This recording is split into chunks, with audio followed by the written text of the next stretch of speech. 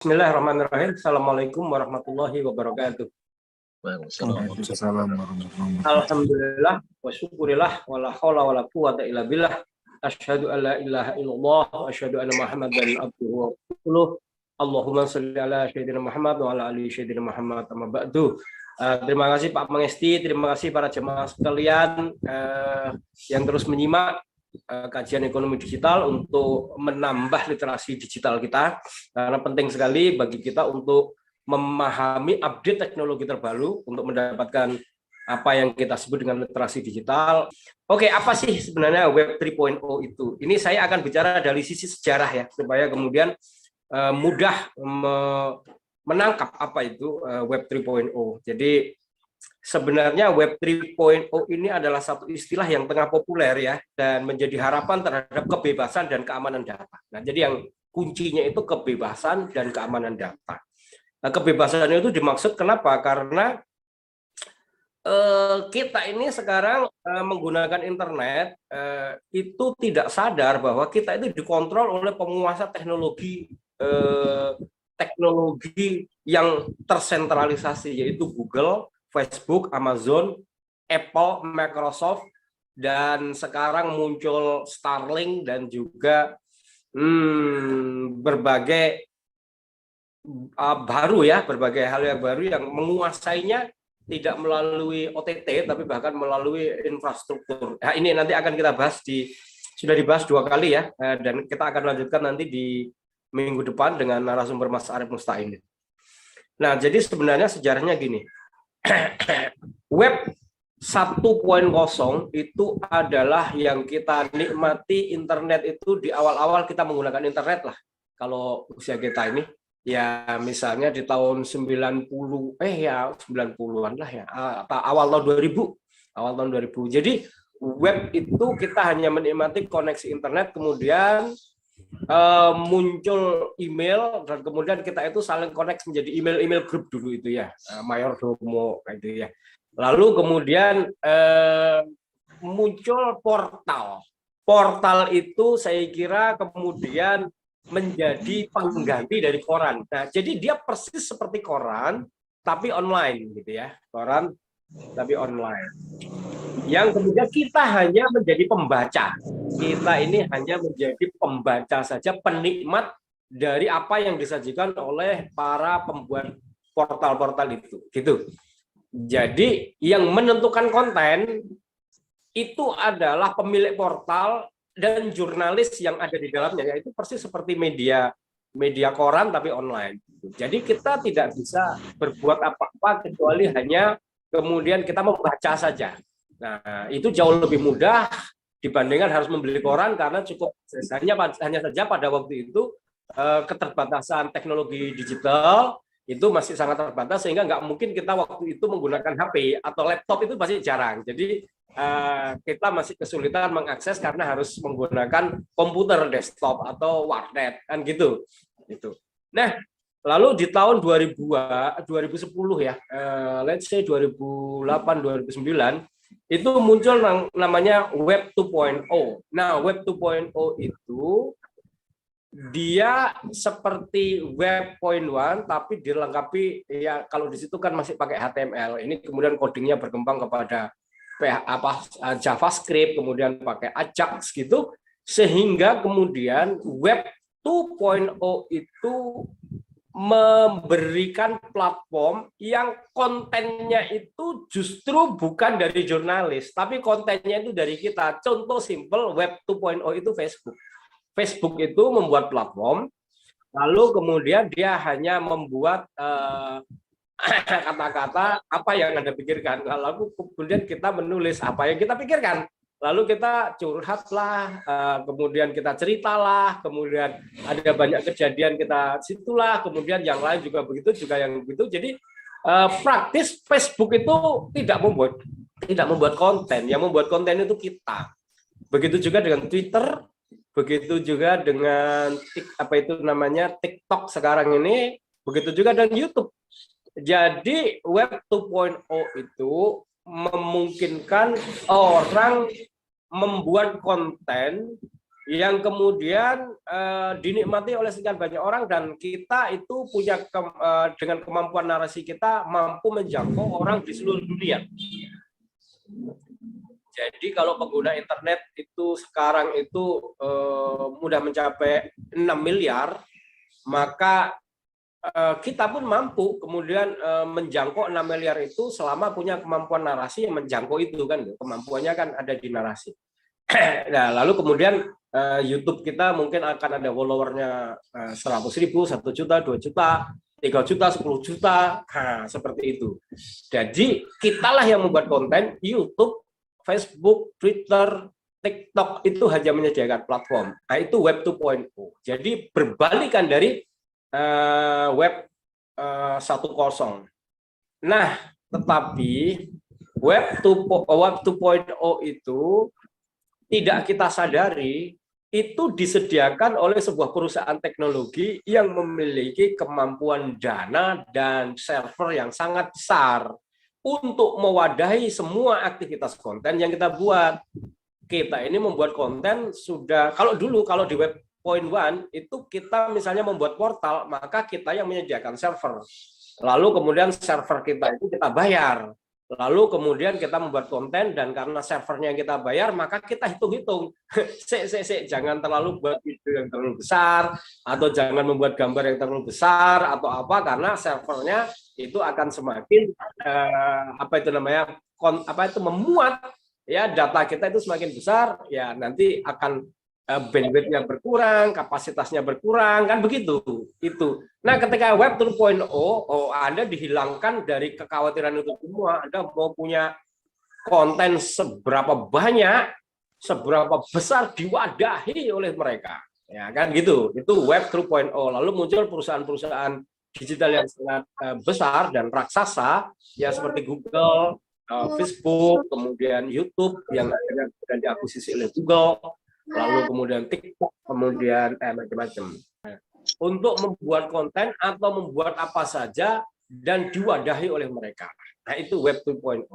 Nah, dengan demikian lalu berlomba-lombalah kita itu kemudian menjadi memiliki akun Facebook. Pengguna Facebook itu sekarang di Indonesia itu ya, kalau mau dilihat Internet Watch Stat, nih nggak usah saya buka aja ya.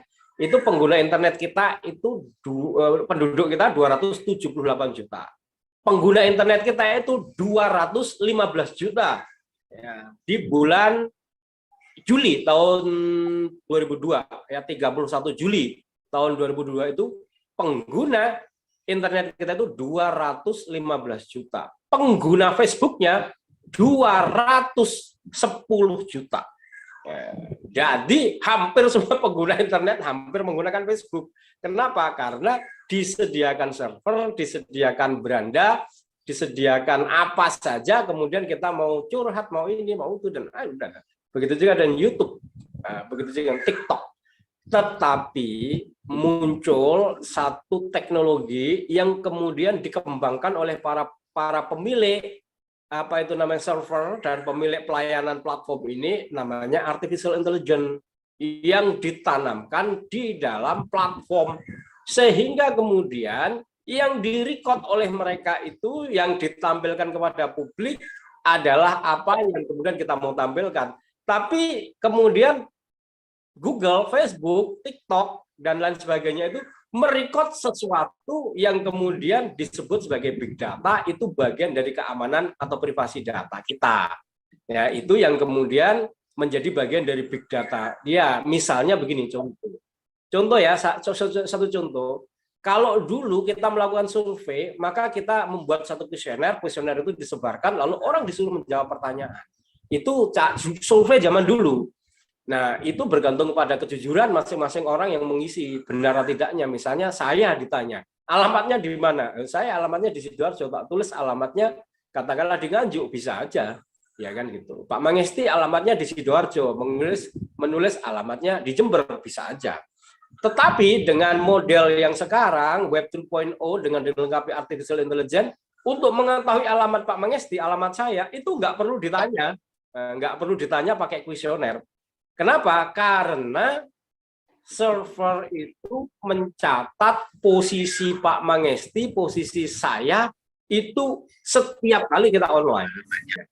Jadi kalau Google mau tahu alamatnya Pak Mengisti itu cukup dia melihat data statistik big datanya dalam sebulan atau apalagi dalam 1 tahun. Kalau malam hari gitu ya, kira-kira jam 18 sampai subuh itu ada di mana sih? Lo rata-rata selalu berada di sini. Ya sudah, itu rumahnya, langsung ditandai rumahnya Pak Mengisti. Kantor, nah, gampang. Antara jam kerja gitu dilihat data statistiknya di dalam big data itu di mana posisinya. Oh, di sini. Ya udah, itu kantornya kan gitu. Kalau kantornya plus rumahnya, malam di situ, rumah di sini, ini berarti rumahnya di situ, kantornya di situ, atau pengangguran. Ya, jadi begitu cara melihatnya. Lalu kemudian saya belanja, itu tahu dia belanja apa, saya pergi kemana. Oh, ini sukanya kafenya ini. Oh, ini rute perjalanannya ini nih. Dan setiap kali perjalanan jangan sini. Jadi semua data itu kemudian dicatat, dan kemudian termasuk juga hal-hal yang sangat privasi itu dicatat, dan kemudian ini dijual. Jadi misalnya nih, saya suka membaca tentang apa saja yang terkait dengan Harley Davidson gitu ya. Kalau ada aksesoris, ada ini, ada, dicatat dia. Oh, orang ini interestnya Harley Davidson. Lalu kemudian ada orang yang jualan aksesoris Harley Davidson. Maka orang itu tinggal bertanya aja pada Facebook atau Google. Tolong munculkan apa itu aksesoris atau apa itu Harley Davidson hanya kepada orang-orang yang interest Harley Davidson. Nah, kita semua itu di beranda akan muncul. Atau kita mau jualan apa itu namanya casing HP, yang HP-nya itu untuk iPhone 13. Nah, bagi semua yang iPhone 13 tiba-tiba muncul di berandanya itu casing. Yang bukan iPhone 13 nggak muncul. Atau kemudian HP kita itu Samsung, ya tiba-tiba kemudian orang yang jualan casing HP Samsung itu muncul. Hanya muncul di situ. Nah, jadi dia mencatat sesuatu melalui algoritma artificial intelligence yang dia pasang itu, apa-apa yang sebenarnya tidak kita upload.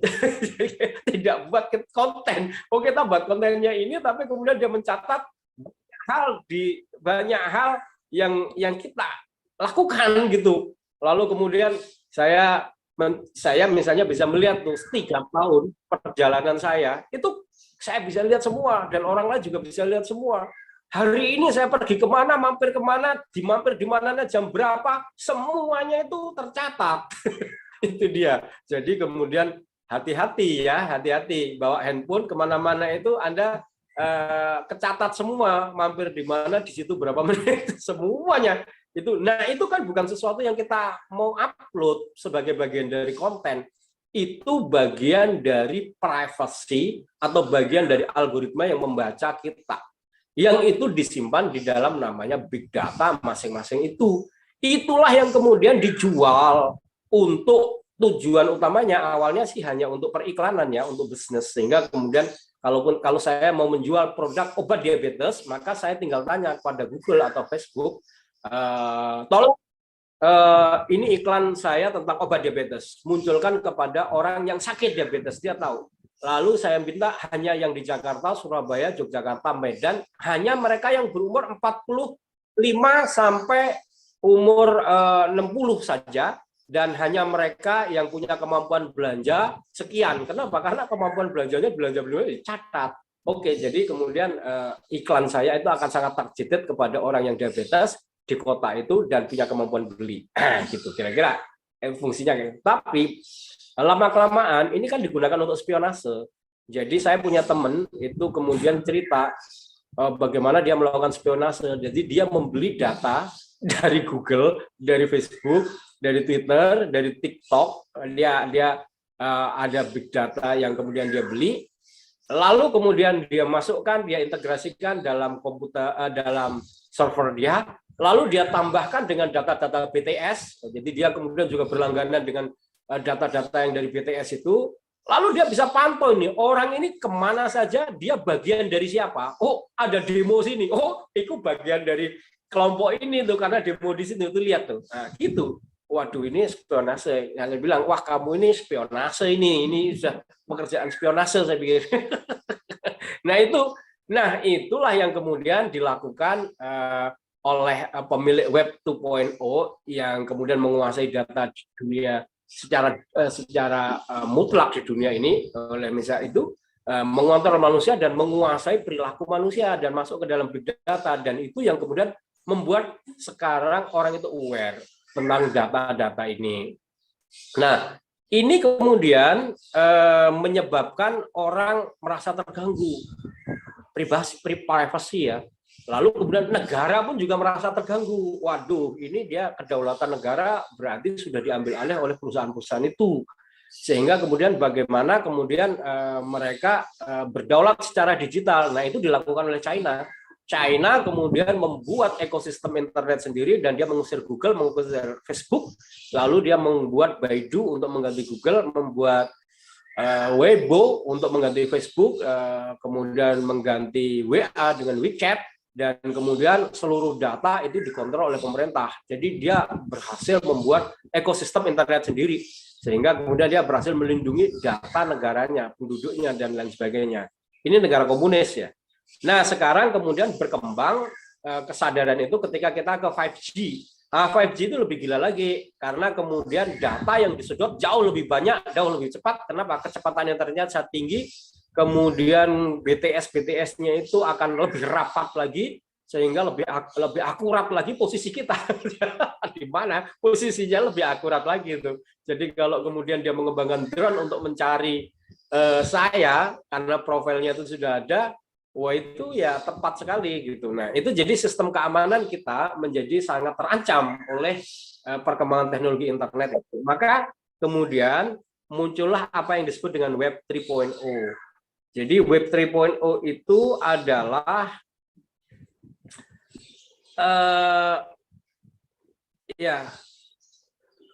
Web 3.0 itu adalah gini. Ini tadi web 2.0 itu begini, centralized. Nah, Web 3.0 itu dia membuat server kayak begini, tapi server kayak begini itu terletak tidak di pusat, tapi terletak kepada stakeholder pengguna internet. Nah, jadi lalu posisinya seperti ini nih. Jadi data itu sekarang diletakkan kepada server masing-masing stakeholder. Nah, sehingga kemudian data itu bisa di-keep di masing-masing stakeholder, sehingga kemudian kita tetap bisa menggunakan internet apa saja seperti platform Facebook, tapi bukan Facebook ya, tentu saja kita buat platform sendiri ya, misalnya katakanlah apa gitu, salam-salaman misalnya kan begitu, lalu data itu tersentral terbagi kepada semua pengguna dan kemudian masing-masing di-keep dan kemudian diamankan dengan cara kriptografi. Nah, sehingga kemudian ini sebenarnya implementasi dari sebuah platform digital komunitas. Jadi intinya begini, Web 3.0 itu dia menggunakan blockchain di mana data itu tidak berada di pusat. Karena internet itu tidak, layanan platform itu tidak diselenggarakan oleh satu pihak, misalnya Facebook saja, tapi berdasarkan kesepakatan kita. Let's say kita 1.000 orang, lalu kemudian kita bersepakat, ayo kita gunakan platform ini. Lalu kemudian kita saling tersambung, maka kemudian servernya itu terletak di 1.000 orang yang tergabung itu. Lalu kemudian 1.000 orang itu tidak saling tahu karena juga dienkripsi dengan encrypt hash yang kriptografi itu. Jadi aman. Aman kenapa? Karena kemudian dia terletak kepada terbagi rata dan kemudian masing-masing tidak bisa menggunakan tanpa izin yang lain. Nah, itu dia di situ. Dan juga aman dari hacker. Kenapa? Karena kalau ada hacker menghack, maka dia menghack satu server, katakanlah saya.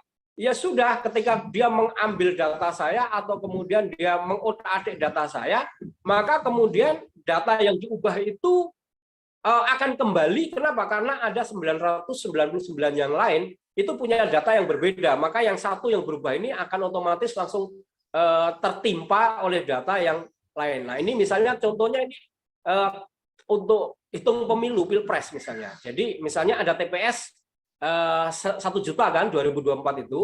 Lalu kemudian ada C1. Nah, C1 masing-masing TPS itu kemudian kita entry ke dalam sistem ini, maka begitu di entry nggak bisa diubah. Nggak bisa diubah. Langsung terhitung gitu aja dan nggak bisa diubah. Kalau kemudian ada hacker yang berhasil masuk, dia hanya merubah satu server, maka perubahan di satu server itu tidak ada artinya. Kenapa? Karena yang dipakai itu adalah di 999 itu, dan begitu selesai diubah, satu server yang diubah itu akan kembali ke server awal, kepada data awal. Gitu. Nah, seperti itu. Jadi Web 3.0 itu sebenarnya adalah memberikan teknologi kepada komunitas.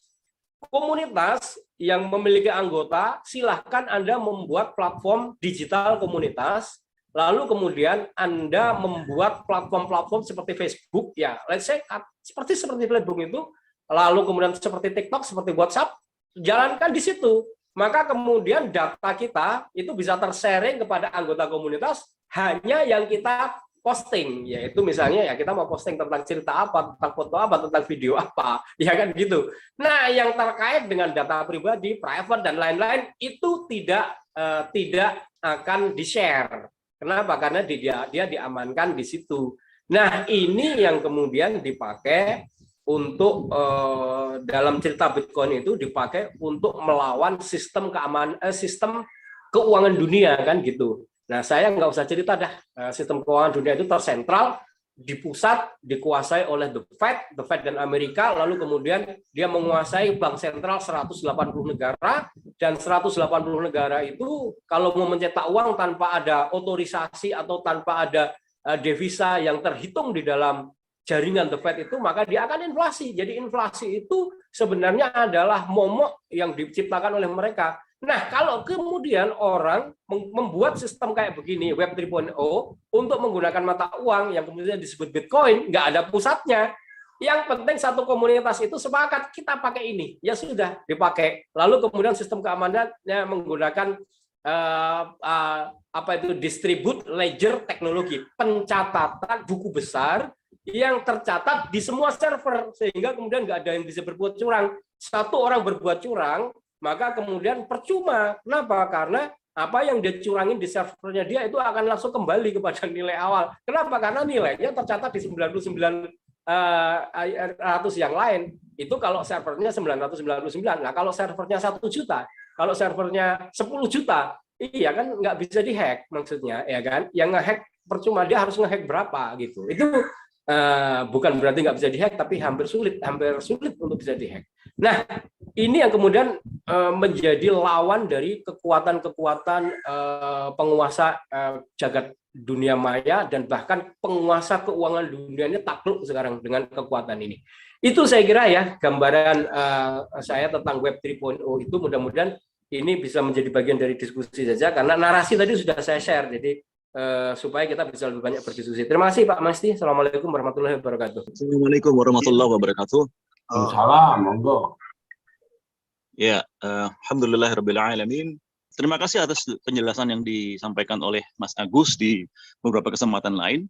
Namun justru karena di sini ada komunitas, dan pun saya memerlukan keterangan lebih lanjut, saya meminta tolong agar lebih diterangkan lagi bagaimana menggunakan 3.0 ini untuk kedaulatan ekonomi, baik sebagai alat tukar maupun sebagai perdagangan bisnis di antara kita, dan bagaimana mengembangkannya untuk komunitas yang lebih luas.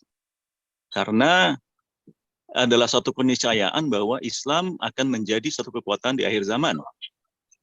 Namun cara menuju itu harus melalui istihadiyah kita sama-sama dan secara jamaah bagi Ahlussunnah wal Jamaah. Terima kasih. Jazakallah khair. Baik, terima kasih atas pertanyaannya. Ada dua nih, satu dari Prof. Cipto Hadi, itu melalui WA, nanti saya jawab juga. Yang kedua dari Ustadz Abu Tagi. Jadi gini, untuk membangun dan mengkonsolidasi ini sebenarnya kita itu, literasi digital kita itu sebenarnya memberikan arahan kepada kita bahwa kita itu perlu mengkonsolidasi kekuatan kita dalam sebuah komunitas internet dunia maya. Kenapa? Karena komunitas atau jumlah orang itu menjadi aset utama dari sebuah kekuatan platform. Google itu kuat karena dia berhasil merekrut banyak orang menjadi penggunanya. Facebook menjadi kuat itu juga karena menjadi banyak orang yang berhasil diwadahi, difasilitasi, yang kemudian orang itu dengan sukarela menggunakan itu. Nah, tapi kemudian ada ancaman tadi itu kan, Web 3.0 itu yang kemudian ternyata ya kita difasilitasi, lalu kemudian data kita diambil dan dijual untuk kepentingan bisnis dan kepentingan politik, spionase, dan bahkan akhir-akhir ini digunakan untuk melakukan rekayasa pemilu-pemilu di berbagai negara. Itu kan kemudian sudah tidak asing lagi kita dengarkan itu di mana-mana kan gitu. Bahkan di Amerika sendiri sekalipun kan gitu. Di Indonesia ya apalagi. Ya. Nah, jadi sebenarnya dengan Web 3.0 itu kita itu kan punya modal sosial, yaitu anggota komunitas. Komunitas itu apa? Ya misalnya sekolah itu punya anggota, misalnya satu sekolah, misalnya perguruan tinggi ada 10.000 anggota, itu satu komunitas. Lalu perguruan tinggi itu membentuk platform digital komunitas di situ, sehingga seluruh anggotanya ada di situ. Lalu seluruh layanan-layanan yang terkait dengan apa itu namanya, misalnya pembayaran, terkait dengan kemudian saling berbagi cerita bisa dibuat di situ. Misalnya membuat apa itu namanya platform seperti Facebook itu bukan hal yang sulit, itu udah banyak di antara kita itu yang bisa membuat. Hanya masalahnya karena kemudian tidak berhasil menggerakkan pengguna itu untuk menjadi penggunanya itu kemudian menjadi tidak begitu terkenal. Kenapa? Karena ya kita tahu kan semua platform yang bagus-bagus itu kan digerakkan dengan kekuatan uang. Kecuali kemudian dia sangat luar biasa dan baru seperti ChatGPT itu kan kemudian mod to mod itu luar biasa karena kemudian dia teknologi yang luar biasa yang kemudian bergerak semakin cepat, tapi kemudian nanti juga akan semakin banyak juga yang membuat. Nah, jadi simpelnya untuk mengkonsolidasi kekuatan kita itu ya kita buat platform yang kemudian kita ajak anggota kita itu masuk di situ. Misalnya yang paling gampang, ya kita punya organisasi, data anggota itu wajib berada dalam satu platform digital komunitas, menjadi single ID number dari keanggotaan itu. Maka berarti seluruh anggota komunitas itu berada di satu platform yang sama, sudah. Lalu kemudian di platform itu dimunculkan Facebook versi mereka, katakanlah salam-salaman, atau Twitter versi mereka di situ. Jadi kemudian seluruh anggota bisa menggunakan.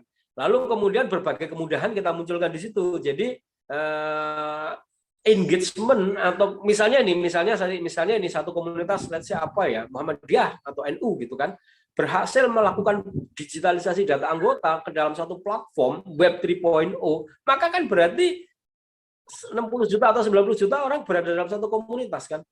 Lalu kemudian tinggal dilakukan dakwah, namanya dakwah digital, dilakukan penyadaran ya bahwa kalau melakukan transaksi ini, beli itu di sini kita udah sediakan, sehingga uang itu berputar di komunitas kita kan gitu.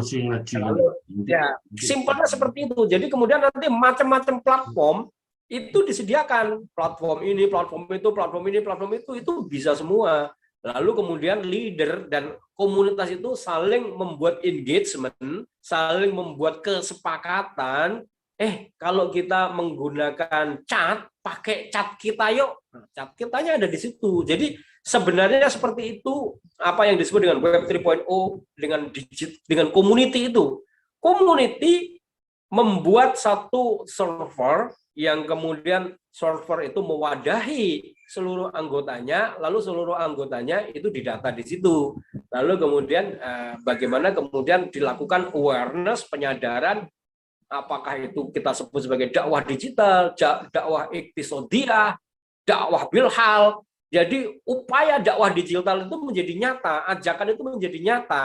Tidak hanya kemudian komplain saja, waduh aku bikin akun Facebook, followernya sudah begini, sudah begini, posting begini, lalu kemudian disuspend. Iya, disuspend. Kenapa? Karena tema-tema itu memang tema-tema yang sudah oleh si pemilik Facebook itu sudah dipesan, jangan, nggak boleh ya. Kalau itu ada posting itu dikasih tahu orang itu gini gitu. Lalu ya serta merta aja di stempel begitu, sehingga kemudian kalau kita posting tentang orang itu, lalu kemudian semua disuspend. Nah itu otoriter memang begitu. Nah itu nggak bisa dilawan. Karena kemudian ya gimana ngelawannya, ya kita harus punya kekuatan otoritas. Nah karena nggak bisa ngelawan itu kan, makanya kemudian komunitas netizen di dunia itu nggak bisa ngelawan The Fed, maka kemudian dia, ayo kita bikin aja uang sendiri di komunitas kita. Sepakatlah mereka bikin uang namanya Bitcoin. Lalu Bitcoin berlaku di antara mereka. Lalu kekuatan komunitas menggunakan Bitcoin ini menjadi kekuatan. Nah gitu. Nah ini ada pertanyaan dari ini tadi ya Pak Ciptohadi, Prof. Ciptohadi itu, apakah saya setuju dengan Bitcoin? Nah ini jadi sebenarnya begini. Saya menjelaskan Bitcoin itu untuk menjelaskan tentang adanya fenomena people money, di mana kemudian netizen berada dalam satu komunitas itu berhasil menciptakan uang, yang uang itu menjadi kesepakatan dipakai oleh mereka, ya di antara mereka dalam komunitas itu. Kalau keluar dari komunitas, ya dia akan menukar uang itu ke dalam uang yang berlaku di luar komunitas. Let's say mereka berada di Amerika, ya Bitcoin itu ditukar menjadi US dollar supaya bisa dipakai di dunia normal kan gitu. Tapi di dalam komunitas mereka sendiri, mereka saling jual dan beli itu dengan menggunakan Bitcoin kan gitu. Begitu juga di komunitas Ethereum, ETH. Itu juga udah jutaan orang, bahkan miliaran orang sekarang berada di situ. Jadi ya kalau mereka masih bertransaksi di antara komunitas, ya pakai itu. Nah, begitu dia keluar, ya dia baru tuker kan gitu, ditukar dengan di mana? Dia di Indonesia ya ditukar sama rupiah kan gitu. Kalau dia berada di Jepang, di Jepang malah nggak usah ditukar sama yen, bisa. Kenapa? Karena ETH dan Bitcoin diakui sebagai mata uang. Di Jepang, di Hong Kong itu bisa. Nah, di Indonesia nggak bisa. Kenapa? Karena Bitcoin, Ethereum itu dianggap sebagai aset. Sehingga kemudian kalau kita mau pakai di luar komunitas, maka kita tuker dengan rupiah atau dengan dolar atau dengan mata uang yang berlaku. Nah, itu saya menjelaskan fenomena people money dengan Bitcoin, Ethereum. Nah, itu saya apakah setuju dengan Bitcoin atau Ethereum? Saya mengatakan bahwa saya setuju dengan upaya di mana kita membuat people money. Nah, saya tidak setuju dengan Bitcoin karena dia tidak meletakkan pada underlying. Nah, gitu. Sehingga kemudian saya tidak merekomendasikan Bitcoin itu kita pakai sebagai mata uang komunitas. Nah, kalau kita punya komunitas, kita bisa bikin sendiri dengan kemudian membuat koin yang namanya stable coin, yang kita letakkan nilainya itu pada underlying, misalnya aset berharga, emas, perak, atau komoditas. Nah, jadi saya sering menjelaskannya begitu. Jadi bukan setuju atau tidak setuju. Fenomena Bitcoin tidak bisa dilepas dari bagaimana kita menjelaskan tentang people money atau cryptocurrency kan gitu. Nah, hanya saja apakah saya setuju menggunakan Bitcoin kalau dipakai di dalam komunitas, ya kita nggak setuju. Kenapa? Kita harus bikin sendiri dong yang halal kan. Tapi kalau kemudian fenomenanya itu ya harus kita jelaskan bahwa kemudian munculnya people money itu dimulai dari Bitcoin, di mana kemudian dia bisa jadi mata uang dunia yang kemudian diakui di seluruh dunia tanpa perlu dikontrol oleh bank sentral. Wah, hanya saja karena para inisiator dan anggota komunitas Bitcoin awal itu mereka non-Muslim, maka yang dia pentingkan adalah adanya mata uang bersama bagi mereka yang tidak dikontrol oleh the Fed, US dollar. Sehingga kemudian soal halal haramnya, lah dia nggak ada urusan halal haram. Wong dia komunitas netizen non-Muslim. Nah kita kalau komunitas Muslim, lalu kita buatlah komunitas. Nah, lalu kita buatlah seperti people money, tapi kemudian kita tambahkan unsur-unsur syariah sehingga kemudian dia menjadi kembali seperti dinar dirham. Nah, dinar dirham itu ada standar emasnya. Nah, kita mau pakai standar itu boleh. Kita mau pakai standar kita sendiri, 1 koin sama dengan 1 gram boleh. 1 koin 0,25 gram boleh. Itu kan tergantung kesepakatan kita dalam komunitas, gitu. Sehingga kemudian kalau komunitas kita sepakat membuat mata uang atau people money, itu maka kemudian kita menstandarkan itu, dan itu sekarang boleh gitu dengan hadirnya CBDC, Central Bank of Digital Currency, dan kemudian selama kemudian komunitas kita itu membuat itu mendaftarkan kepada Bapepti. Jadi oleh negara dia tidak diakui sebagai uang, tapi diakui sebagai aset berharga. Nah, antara anggota komunitas itu bisa digunakan untuk saling berjualan di dalam komunitas saja. Itu jadi gambarannya seperti kalau kita masuk ke mall, di mall itu kemudian ada satu komunitas pasar, nah, saya sebut aja pasar rame gitu. Lalu kemudian uang rupiah itu nggak berlaku di situ. Kita masuk ke situ tak bayar rupiah, nggak mau dia. Dia bilang, loh Pak, uangnya pakai ini, Bapak isi dulu di sini. Nah, lalu terjadi transaksi di situ menggunakan uang itu, keluar dari komunitas itu, ya kita menggunakan rupiah lagi. Jadi fenomena people money itu persis seperti itu. Ya, mudah-mudahan ini mudah dipahami ini, sehingga Ustadz Abu Taqi tergantung komunitas kita solid apa enggak, leadernya bisa menggerakkan anggota apa enggak, atau bahkan leadernya sendiri juga masih ini ya, masih literasinya perlu kita perkuat, sehingga kemudian kesadaran ini bahwa komunitas itu dengan jumlah anggota yang cukup itu punya kekuatan konsolidasi anggota dengan Web 3.0 termasuk dalam membuat kedaulatan mata uang di dalam komunitas itu sendiri gitu. Itu kira-kira jawaban saya, mudah-mudahan cukup bisa dipahami. Terima kasih. Lalu saya ingin tanya kepada Mas Agus Maksum. Pada saat kita keluar dari komunitas kita, di mana katakanlah kita berhasil mengumpulkan, katakanlah misalnya insya Allah Muhammadiyah 60 jutaan lebih, ya. Itu saya tidak percaya sih anggota 60 juta, saya kira lebih itu Muhammadiyah, ya. Maka di dalam Muhammadiyah terjadi geliat ekonomi, bisnis, dan semuanya itu di dalam komunitas itu. Kita memakai dalam tanda kutip alat tukar sendiri yang digital tadi. Nah, begitu kita keluar, sementara NKRI ini masih belum mengadopsi sistem digital ini, Bitcoin dan segala macamnya, maka tentu kita harus tukarkan kepada rupiah. Nah, pada saat menukarkan rupiah itu, bagaimana teknis detailnya? Itu yang pertama. Dan kedua, kalau saya agak sedikit berwaspada, bisa saja di situ terjadi spekulan-spekulan yang menukarkan uang digital kita ini, dalam tanda kutip ya, uang digital atau alat tukar digital kita ke rupiah, dan mereka mengutip. Nah itu ya bisa mengulangi juga, dan itu akan kembali kepada lingkaran setan. Itu menjadi inflasi lagi di sana. Bisa saja mereka yang harusnya nilainya 100/100, mereka mengatakan boleh saya tukar ke rupiah, tapi saya kutip 15, jadi hanya 85. Itu pertanyaan kedua saya. Ini bagaimana kira-kira mengantisipasinya? Terima kasih. Oke, jadi gini, let's say kemudian dalam satu komunitas itu menggunakan people money sendiri. Maka people money itu kan misalnya distandarkan pada emas, 1 gram, 1 koin 1 gram. Oke, jadi nanti di situ ada namanya collateral host. Jadi siapa yang memiliki uang 1 koin, uangmu misalnya, ya jangan menyebutmu ya, uang kita misalnya kan gitu, komunitasnya namanya kita, uang kita gitu. Maka saya harus menyetorkan 1 gram emas di dalam collateral host. Jadi uang yang beredar itu adalah ada underlying-nya. Jadi misalnya ada putaran uang, di situ koinnya ada 1 juta koin.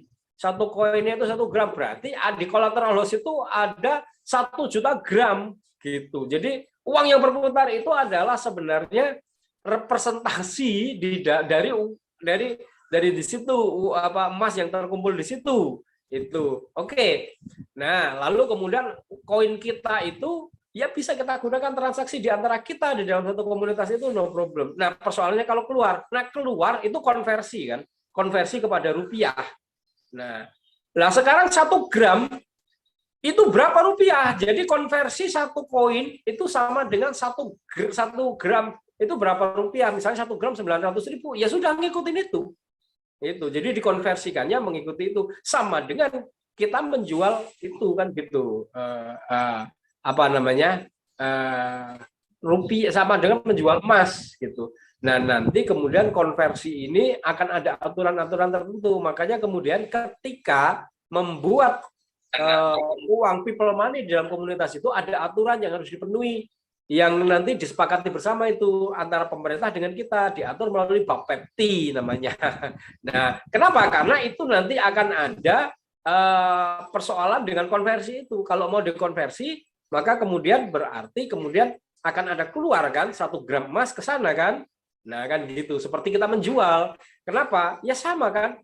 Ini seperti kita mau punya uang 1 gram, kemudian kita mau punya rupiah ya. Uang 1 gram itu kan kemudian uang 1 gram. Emas 1 gram kita bawa ke toko emas. Uang apa tuh emas kita serahkan pada toko emas, kita menerima gini. Nah, konversinya begitu. Nggak bisa mau diakalin gimana? Kan gitu. Konversinya kalau kita menetapkan dengan emas, maka ya konversinya itu nanti begitu. Sehingga kemudian soal perpindahan gramnya, perpindahan emasnya tidak langsung ya. Nanti kan ada konsolidasi. Seperti misalnya kita mentransfer uang kita dari BCA ke Mandiri, ya kan tidak ya langsung berpindah kan. Uangnya gimana yang fisiknya itu berpindah ya, itu ada mekanismenya sendiri. Jadi nanti seperti itu. Nah, negara itu sudah meratifikasi lah gampangnya gitu dengan keluarnya CBDC, Central Bank of Digital Currency, di mana kemudian negara mengakui, gampangannya kalimatnya gini, negara itu diwakili dalam hal ini oleh Gubernur Bank Indonesia ya. Itu saya buka ya. Nah, ini supaya kemudian terbaca aja. Ini terbaca apa yang dikatakan oleh Gubernur Bank Indonesia terhadap kripto, uang kripto ini ya, atau people money ini ya. Nah, ini adalah white paper dari Bank Indonesia ketika mengeluarkan apa yang disebut dengan CBDC, Central Bank Digital Currency, di mana BI mengeluarkan kripto rupiah, rupiah dalam bentuk kripto. Apa yang dikatakan oleh Gubernur Bank Indonesia ini ya, saya besarkan supaya bisa kita baca.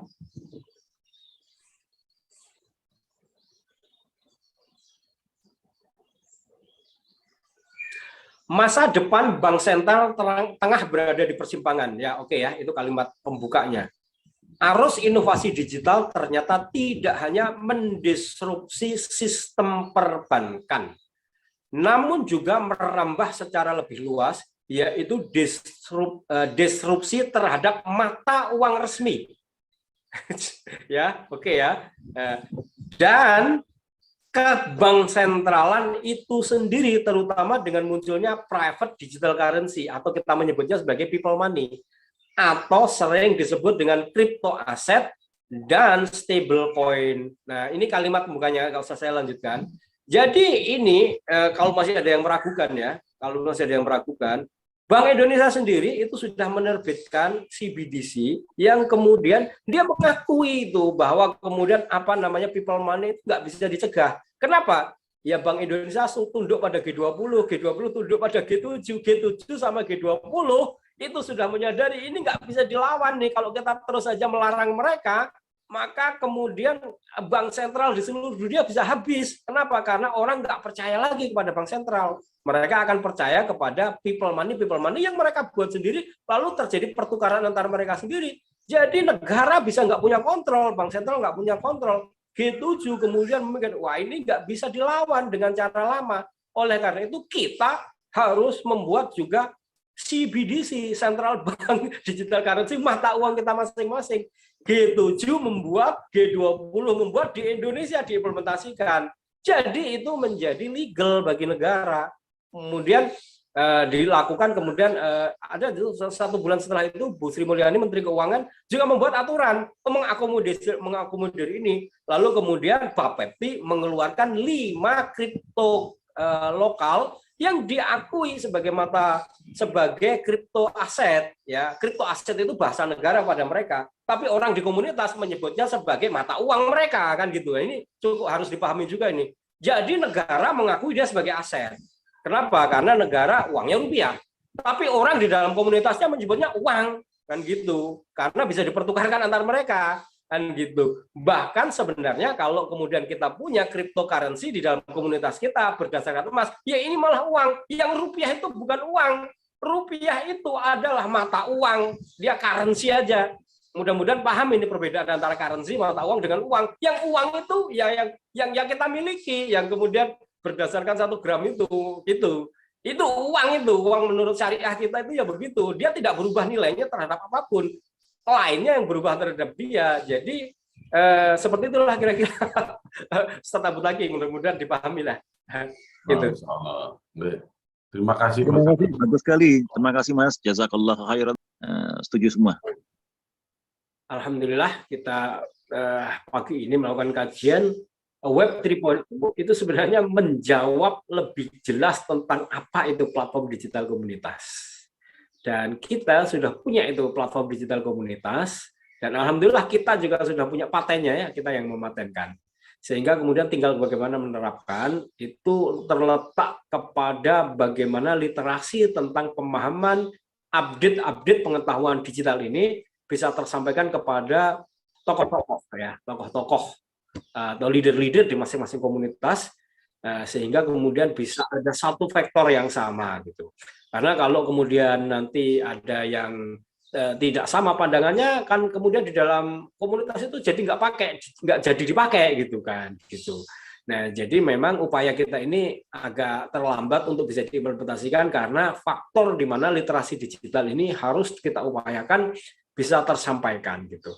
Nah, pagi ini itu apa yang kita sebut dengan platform digital komunitas yang sudah kita bahas cukup lama ini, alhamdulillah dengan Web 3.0 itu menjadi penjelasan yang cukup komprehensif karena di situ kita bisa melakukan konsolidasi kekuatan komunitas, baik itu konsolidasi uang maupun konsolidasi administrasi keanggotaan atau administrasi organisasi, aset dan lain sebagainya.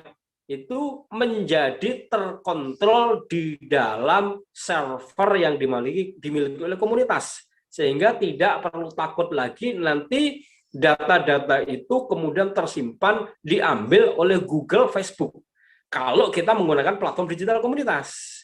Nah gitu, sehingga kemudian kemudahan ini juga kemudian menjamin keamanan privasi pengguna dan juga keamanan komunitas dalam menjaga data komunitasnya untuk tidak diambil oleh pihak lain dan disalahgunakan.